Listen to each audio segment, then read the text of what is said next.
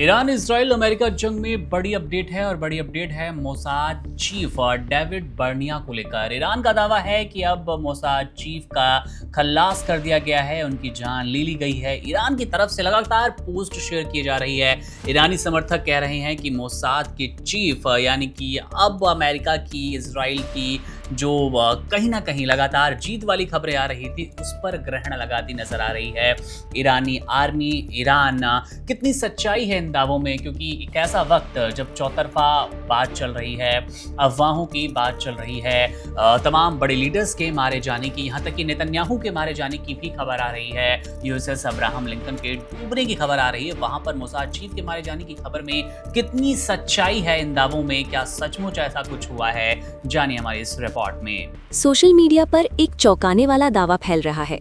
ईरानी समर्थक खातों की पोस्ट अब आरोप लगा रही हैं कि इजराइल के मोसाद प्रमुख मिसाइल हमले में मारे गए हैं। ये दावा कुछ ही घंटों में ऑनलाइन फैल गया, जिसे हजारों शेयर और व्यूज मिले। लेकिन यहाँ एक मोड़ है। ये अफवाह एक और वायरल दावे के कुछ ही दिनों बाद आई है, जिसमें गलत तरीके से कहा गया था कि इजरायली मंत्री इतामार बेन-ग्वीर मारे गए हैं। तो वास्तव में क्या हो रहा है?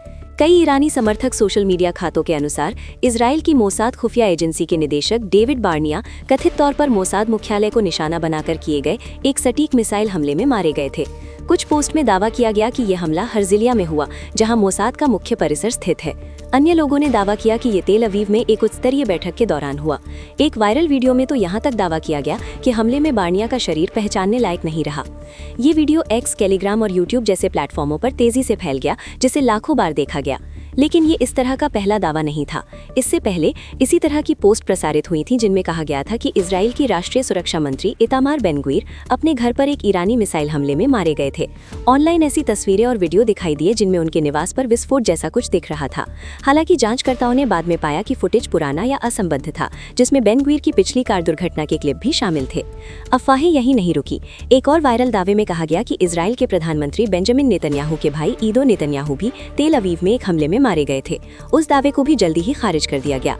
कहानी के समर्थन में उपयोग किए गए कई वीडियो पुराने संघर्षों के पाए गए, जिनमें पिछले वर्षों की लेबनान की घटनाएं भी शामिल थीं। ऑनलाइन बड़े पैमाने पर ध्यान मिलने के बावजूद किसी भी इजरायली सरकारी एजेंसी, सैन्य स्रोत या प्रमुख अंतर्राष्ट्रीय समाचार आउटलेट ने मोसाद निदेशक डेविड बार्निया की मौत की सूचना नहीं दी है।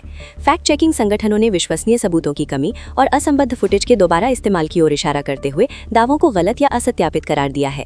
फिलहाल बार्निया अपने पद पर बने हुए हैं और उन्हें निशाना बनाने वाले किसी भी हमले का कोई आधिकारिक संकेत नहीं है। इसलिए जबकि मोसाद प्रमुख की मौत की अफवाहें ऑनलाइन प्रसारित हो रही हैं, उनका समर्थन करने के लिए कोई विश्वसनीय सबूत नहीं है। लेकिन जिस गति से ये दावे फैलते हैं वो कुछ और ही उजागर करता है। आज के संघर्षों में लड़ाई केवल युद्ध के मैदान पर नहीं है, बल्कि ये इंटरनेट पर भी हो रही है। Subscribe to One India and never miss an update. Download the One India app now.